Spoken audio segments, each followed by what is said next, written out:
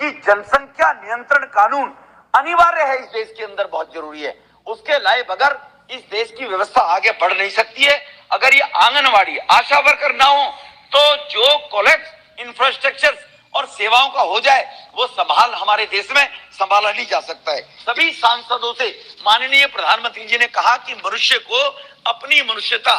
प्रदर्शित करने के लिए सेवा के कार्य करने चाहिए। हम ही सभी सांसदों को उन्होंने कई बार इस बात के लिए कहा कि हम सब लोगों को हर गली मोहल्ले में जाकर इस प्रकार के छोटे बच्चों में कंपटीशन कराने चाहिए कि किसका बच्चा सबसे ज्यादा स्वस्थ है, किसका बच्चा, अगर हम एक बच्चे को कहीं ना कहीं मोटिवेशन करने के बाद ये हेल्थ सेक्टर के डॉक्टर से आंगनवाड़ियों के माध्यम से वहां पर कैंप लगाकर उनको ये हम काउंसलिंग करें और ये कंपटीशन कराएं तो किसी परिवार को अगर वहां पर हम उस परिवार को इंसेंटिव देंगे तो और भी परिवार के लोग इसमें आगे इन इंसेंटिव को देखते हुए माता बहनें सोचेंगी मैं भी अपने बच्चे की ज्यादा चिंता करूं। इन सब योजनाओं को जो सरकार की तरफ से योजनाएं चलती हैं और गरीबों तक पहुंचने में जो बहुत ही ज्यादा समस्याएं पैदा होती हैं, उन सभी नई नई योजनाओं को पहुंचाने का काम इन आंगनवाड़ी वर्कर्स के माध्यम से, आशा वर्कर के माध्यम से ही हम सब लोग करते हैं जी। इसी केंद्र सरकार हो या राज्य सरकार हो, इस प्रकार की जो योजनाएं नीचे लेवल पर ले जानी है। पल्स पोलियो की जब दवाई देश के अंदर हमारे भारतीय जनता पार्टी की जब दिल्ली में सरकार होती थी 95 में, डॉक्टर हर्षवर्धन जी लेकर आए थे। आज पल्स पोलियो मुक्त अगर भारत हो गया है तो पल्स पोलियो लगाने के दौरान भी छोटे से छोटे बच्चे को, 1 साल 6 महीने के बच्चे को घर घर जाकर उनको मोटिवेट करें। उस टाइम भी ये लोगों में भ्रम था, छोटा बच्चा है, 3 महीने का है, 4 महीने का है, पोलियो की हम ड्रॉप देंगे। तो उनके अंदर भी अगर विश्वास उन माताओं के अंदर पैदा करने का काम किया था तो ये आंगनवाड़ी वर्कर्स ने और आशा वर्कर्स ने वो विश्वास पैदा किया था। और आज हम गर्व के साथ में कह सकते हैं कि भारत पोलियो मुक्त भारत है हमारा। तो अगर ये हुआ है तो आंगनवाड़ी वर्कर्स के माध्यम से ही, क्योंकि जो हेल्थ सेंटर हमारे शहरों में है, कस्बों में है, उन हेल्थ सेंटरों के अंदर जो अधिकारी परमानेंट जॉब लेकर काम कर रहे हैं, मैं ये नहीं कह रहा उनकी मानसिकता ठीक नहीं है, लेकिन लोग ये समझ लेते हैं कभी कभी कि मेरी 8 घंटे की ड्यूटी है, मुझे इतनी तनख्वाह मिलती है, मेरा काम कंप्लीट हो गया। उसको अलग हटाकर नीचे स्तर पर वो जब आंगनवाड़ियों को ये काम सौंपा जाता है तो इस बात की चिंता नहीं करती कि मुझे 8 घंटे सर्विस करनी है, 10 घंटे सर्विस करनी है। लोकल रहते हुए वहीं वो उसको सर्विस प्रोवाइड करने का काम ये आंगनवाड़ी वर्कर्स और ये करती है। लेकिन जैसे मैंने कहा, इनकी एक समस्या है कि इनको एजुकेट नहीं किया जाता, शिक्षा इनकी कम है और शिक्षा कम होने के कारण इनको इसलिए शिक्षा और ट्रेनिंग नहीं दी जाती है कि अगर ये स्किल्ड हो गई तो इनको जो मिनिमम वेजेज है वो देना पड़ेगा सरकार को। इसलिए सरकार अगर इस व्यवस्था को करे और बच्चा स्वस्थ पैदा हो और बच्चा स्वस्थ पैदा होते बीमारी ग्रस्त बच्चा ना हो और वो बड़ा होकर देश की रक्षा के लिए स्वस्थ बच्चा देश को आगे चलाने का काम करे, तो इस काम को हमें और बढ़ाना चाहिए। सरकार को ये और इनिशिएटिव लेकर आगे बढ़ना चाहिए, जिसके कारण से आंगनवाड़ियों के माध्यम से हम अपने सिस्टम को, इंफ्रास्ट्रक्चर को नीचे, फाइनेंस कम होने के कारण, जैसे मैंने कहा हेल्थ सेंटर, अस्पताल, उनमें इनको स्किल करने के लिए जो नीति आयोग ने भी सिफारिश की इस बात को लेकर, और नीति आयोग की सिफारिश के साथ हमारे प्रधानमंत्री जी का पूरा ध्यान इस बात को लेकर केंद्रित है कि देश के 125 करोड़ लोग, उन लोगों की जो आवश्यकताओं की पूर्ति है, वो आवश्यकताओं की पूर्ति क्या पहली सरकारों ने की, लेकिन जितनी करनी चाहिए थे नहीं कर पाए। क्या पहली सरकार नहीं कर सकती थी कि माता बहनी की आंखें फूट जाती थी, धुएं के कारण फेफड़े खत्म हो जाया करते थे, तो उज्ज्वला योजना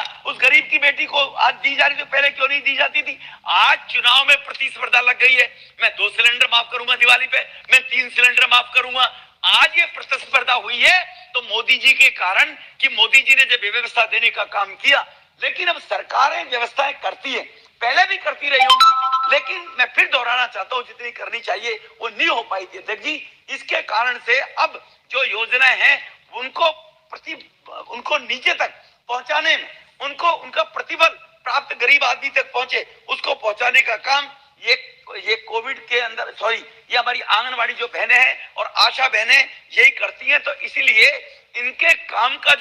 इनका जो पारितोष है वो भी सेटिस्फैक्टरी पारितोष नहीं है। वो पारितोष इनका कम से कम उस हिसाब से दिया जाना चाहिए जितना वो फील्ड में, अब उनका कसूर क्या है, वो स्किल्ड तो है नहीं, स्किल्ड ना होने के कारण उनको अनस्किल्ड में डालकर और आप उनको 5-5, 7-7, 4-4, 10-10, 12-12 हजार रुपए देकर काम कराने का सरकार काम करती है। लेकिन अच्छा काम, ईमानदारी के साथ में काम, सेवा भाव का काम, देश को आगे बढ़ाने का काम, देश की जनरेशन को स्वस्थता की तरफ ले जाने का काम, भारत भी दुनिया में वर्ल्ड पावर की तरफ अगर जाएगा तो दुनिया के अंदर जब रेटिंग तय की जाएगी तो भारत में भी जैसे पल्स पोलियो मुक्त भारत हो गया है, ऐसी सभी बीमारियों से जो छोटे छोटे बच्चे ग्रसित होते हैं उनके जीवन को बचाने का जो कार्य हमारी समाज कल्याण मंत्रालय, हेल्थ मिनिस्ट्री के माध्यम से किया जाता है, उसको बलीभूत पूरा करने का काम ये आंगनवाड़ी की हमारी बहनों के द्वारा ही किया जाता है। तो इनकी सर्विस जो कंडीशन है वो निश्चित रूप से सुधारी जानी चाहिए। कोविड के दौरान देखा होगा, बैग को लेकर, वैक्सीन को लेकर जब जाती थी, पथराव लोग कर रहे थे, बदतमीजियां लोग कर रहे थे, उन चेहरों को भी हमने देखा है जो पथराव करते हुए, बदतमीजी करते हुए अपमान करने का प्रयास कर रहे थे। तो इनके अपने भविष्य की सुरक्षा के लिए भी अगर ड्रेस कोड इनके पास होगा तो आधे टाइम अगर पुलिस का अधिकारी, पुलिस का सिपाही सिविल में होता है तो कोई भी उससे कुछ भी कहने को तैयार हो जाता है। वही कांस्टेबल अगर वर्दी के अंदर जा रहा है खड़ा होकर, एक कांस्टेबल वर्दी का कानून उसके शरीर के ऊपर है, वो 100 लोगों को कंट्रोल करने का काम कर सकता है। सिर्फ खाकी कपड़े जब उसके शरीर के बदन के ऊपर आ जाते हैं, वो खाकी कपड़ा हटा दिया जाए तो 1 to 1 आने के बाद कोई भी उसको फॉलो ना करे। देश के सिस्टम को, संविधान को सुधारने का इसी प्रकार से ये जो हमारी आंगनवाड़ी वर्कर्स है, आशा वर्कर्स है, इनका भी सभी राज्यों ने ये तय करना चाहिए। आज इस